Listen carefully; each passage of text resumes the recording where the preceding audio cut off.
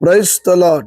పునరుద్ధారుడైన యేసుక్రీస్తు నామంలో మీ అందరికీ నా శుభాభివందనాలండి. బాగున్నారా? యేసయ్య మీ అందరినీ ఆశీర్వదించునుగాక. అనుదిన వాత్సల్యత అను నేటి వాక్య ధ్యానాంశాన్ని ఉదయకాలం ధ్యానించుకున్నాం. రండి, పరిశుద్ధ బైబిల్ గ్రంథంలో నుంచి ఆది కాండము 22వ అధ్యాయము 17వ వాక్య భాగాన్ని నేను చదువుతాను. వీలైతే బైబిల్ తెరిచి వాక్యాన్ని గమనించండి.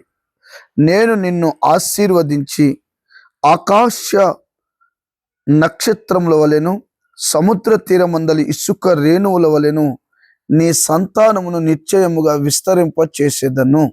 యేసయ్యకి మహిమ కలుగునుగాక. దైవజనమా, ఈ ఉదయకాలం ప్రభు నీతోనూ నీ కుటుంబంతోనూ సూటిగా మాట్లాడుతున్నాడు. మన మూల పురుషుడైన అబ్రహాముకి ఎంత చక్కటి వాగ్దానం ప్రభు ఇచ్చాడు. అబ్రహాము ఒక అన్య కుటుంబంలో పుట్టి అన్య సాంప్రదాయాల మధ్యలో జీవించిన ఆ వ్యక్తికి పరలోకమందున్న దేవుడు ఎంతటి చక్కటి వాగ్దానం ఇచ్చాడు. మరొకసారి చదవనా? నేను నిన్ను ఆశీర్వదించి ఆకాశ నక్షత్రముల వలెను సముద్ర తీరమందలి ఇసుక రేణువుల వలెను నీ సంతానమును నిశ్చయముగా విస్తరింప చేసేదను. ఏవండి, ఒక అబ్రహాము కుటుంబాన్ని ఆకాశ నక్షత్రముల వలెను సముద్ర తీరమందలి ఇసుక రేణువుల వలెను నీ సంతానాన్ని నేను విస్తరింప చేస్తాను. దైవజనమా, ఈ రోజున చాలామంది కుటుంబాల్లో ఆశీర్వాదం కనబడటం లేదుగా. చాలామంది కుటుంబం సంతానము అభివృద్ధి కనబడటం లేదుగా.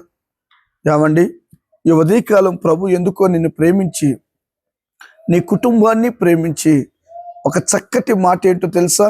నేను నిన్ను ఆశీర్వదించబోతున్నాను, నీ సంతానాన్ని ఆశీర్వదించబోతున్నాను. సముద్ర తీరమందులు ఇసుక రేణువుల వలె ఆకాశ నక్షత్రముల వలె నీ సంతానాన్ని నేను విస్తరింప చేస్తాను అంటున్నాడు. నిజమే. ఇంతకీ ఈ అబ్రహాముని అంతగా హెచ్చించడానికి, అంతగా దీవించడానికి 300 మంది 18 మంది పనివారిని ఇవ్వడానికి, కొత్త నిబంధనలో ఉన్న జక్కయ్యని ఇతడును అబ్రహాము కుమారుడేనని ఆశీర్వదించడానికి గల కారణాలు ఏంటో మీరు ఎప్పుడైనా ఆలోచన చేశారా? చాలా కారణాలు ఉన్నాయి, కానీ నాకు ఒక మాట జ్ఞాపకం వచ్చింది. నీ ఒక్కడైన కుమారుణ్ణి మోరియా పర్వతం మీద బలర్పించు అని చెప్పినప్పుడు, ఏవండి, బలిపీఠాన్ని కట్టి ఆ బలిపీఠం మీద ఒక్కడై ఉన్న ఇస్సాకుని ఆ బలిపీఠం మీద పండబెట్టి కత్తి తీసుకొని పైకెత్తి అతన్ని బలర్పించే సమయంలో దేవుడి వాగ్దానాన్ని చేస్తాడు, అబ్రహాము ఆగు అని. ఈ రోజున నీ జీవితంలో దేవునికి ఏదైనా సమర్పించావా? దేవుడు అడిగింది ఏదైనా ప్రతిష్ఠించావా? త్యాగం చేయగలిగావా? ఈ రోజున 4 పిల్లలుంటేనే ఒక కుమారుణ్ణి దేవునికి సేవకి ఇవ్వడానికి ఆలోచించే తల్లిదండ్రులు ఉన్నారు. కోట్ల రూపాయల ఆస్తులు ఉండి కూడా దేవుని సేవకి సహకరించే వాళ్ళు అరుదుగా కనబడుతున్నారు. అబ్రహాము ఒక్కడై ఉన్న కుమారుని, ఒక్కడే. చూడండి, ఎంత విశ్వాసం కనబడుతుంది, ఎంత సమర్పణ కనబడుతుంది, ఎంత త్యాగం కనబడుతుంది. ఒక్క మాటలో చెప్పాలంటే, దేవుడు తప్ప వేరొకరు లేరు నా జీవితంలో. మొదట స్థానం దేవునికే, మొదటి మాట దేవునిదే వింటాను అని స్పష్టంగా, వెరీ క్లియర్గా ఈ వాక్య సారాంశం మనకు అర్థమవుతుంది. దైవజనమా, నిశ్చయముగా నీ కుటుంబం ఎందుకు ఆశీర్వదించబడటం లేదో, ఎందుకు విస్తరించబడటం లేదో? వ్యాపారం అభివృద్ధి లేదు, కుటుంబాల్లో అభివృద్ధి లేదు, చేతి పనిలో అభివృద్ధి లేదు. ఎక్కడ వేసిన గొంగలు అక్కడే ఉన్నట్లుగా ఉన్నాయి కదూ. ఈ ఉదయకాలం అందుకే ప్రభు నీ కుటుంబాన్ని ఉద్దేశించి, ఓ యవనస్తుడా, ఓ యవన బిడ్డ, ఈ రోజున విచ్చలవిడిగా తిరుగుతున్న ప్రజలతో ప్రభు మాట్లాడుతున్నాడు. సమర్పణ కలిగి నువ్వు బ్రతకాలి, ప్రతిష్ట కలిగి నువ్వు బ్రతకాలి.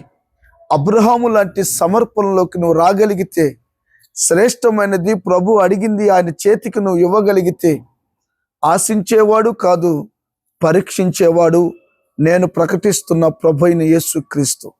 ఏవండి, అంతగా హెచ్చించిన దేవుడు ఈ ఉదయకాలం నిన్ను హెచ్చించాలని, నిన్ను ఆశీర్వదించాలని, నిన్ను విస్తరింప చేయాలని కోరుకుంటున్నాడు. నిశ్చయముగా ఆ దైవ సమర్పణలోకి రాండి. ప్రభు మిమ్మలను దీవించునుగాక. ఆమెన్. తలలు వంచండి. చిన్న ప్రార్థన.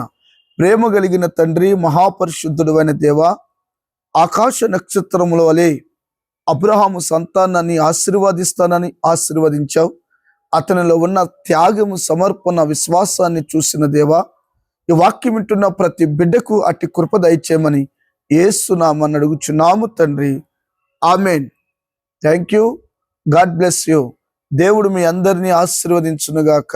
ఏవండి, ఒక మాట, ఈ అనుదిన వాత్సల్యతను దైవ వర్తమానాలు వింటున్నారు కదూ, అనేకులకు షేర్ చేయండి, తెలియపరచండి.